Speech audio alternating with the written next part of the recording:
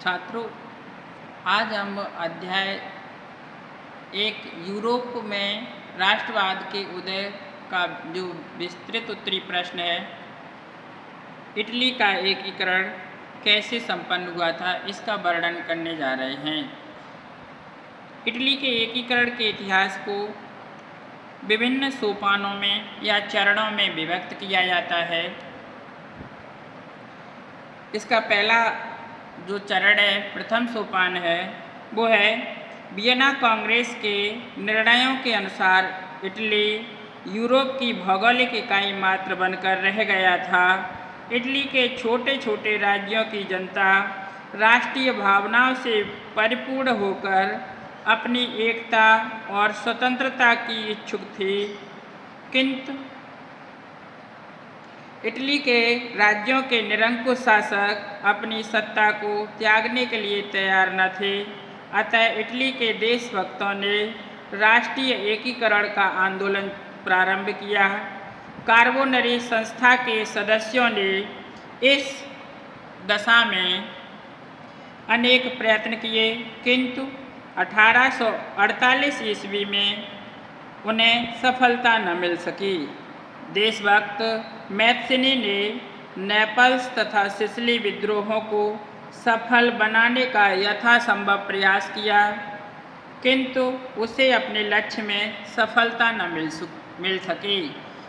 अब इसका दूसरा जो महत्वपूर्ण बिंदु है, द्वितीय चरण या दूसरा सोपान। इस सोपान में गैरीबाल्डी और काबूर ने अथक प्रयत्न किए और इटली के एकीकरण को संभव बनाया। काबूर परम देशभक्त था। काबूर ने अपनी योग्यता से तत्कालीन सभी कठिनाइयों को सुलझाया। उसने सार्डिनिया और पीडमांट को अपने द्वारा किए गए सुधारों से अत्यधिक संपन्न और शक्तिशाली बना दिया।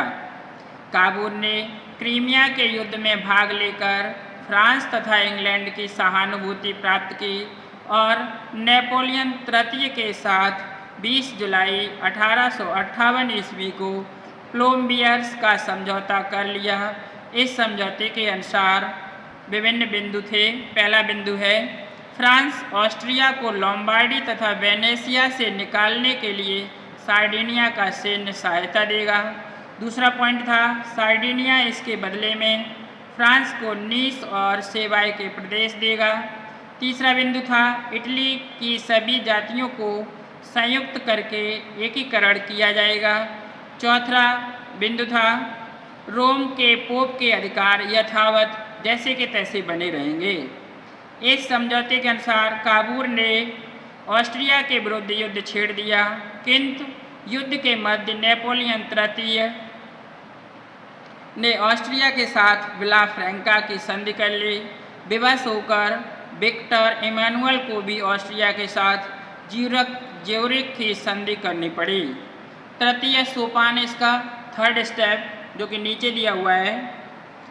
इस सोपान में इटली के एकीकरण के लिए मैथ्सिनी तथा गैरीबाल्डी ने महत्वपूर्ण कार्य किए। सिसिली के विद्रोह से लाभ उठाकर गैरीबाल्डी ने सिसिली और नेपल्स पर अधिकार कर लिया और रोम तथा वेनेसिया पर आक्रमण करने की योजना बनाई। इसी समय काबूर ने पोप के राज्य अम्ब्रिया तथा मार्चेज पर अधिकार कर लिया और नेपोलियन को अपने पक्ष में कर लिया। बाद में गैरीबाल्डी ने इटली के एकीकरण के लिए नेपल्स और सिसिली सार्डिनिया के राजा को प्रदान कर दिए। इसी समय मध्य इटली के राज्य परमा, मोडेना और टस्कनी भी सार्डिनिया से मिल गए। लास्ट और चतुर्थ सोपान है, चरण है। अब केवल वेनेसिया और रोम इटली से मिलने को रह गए थे। 1866 ईस्वी में ऑस्ट्रिया और फ्रांस के प्रसा के मध्य युद्ध प्रारंभ हो गया था, जिसका लाभ उठाकर विक्टर ने वेनेसिया को अपने साम्राज्य में मिला लिया। अंत में रोम पर आक्रमण करके विक्टर इमैनुअल ने उस पर अधिकार कर लिया। लास्ट और अंतिम बिंदु है निष्कर्ष। निष्कर्ष रूप में यही कहा जा सकता है, उपर्युक्त विवेचन से स्पष्ट है कि 20 सितंबर 1870 ईस्वी को इटली का एकीकरण पूरा हो गया।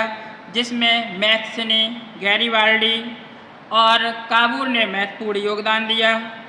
अतः इटली का एकीकरण एक लंबी प्रक्रिया का परिणाम था। धन्यवाद।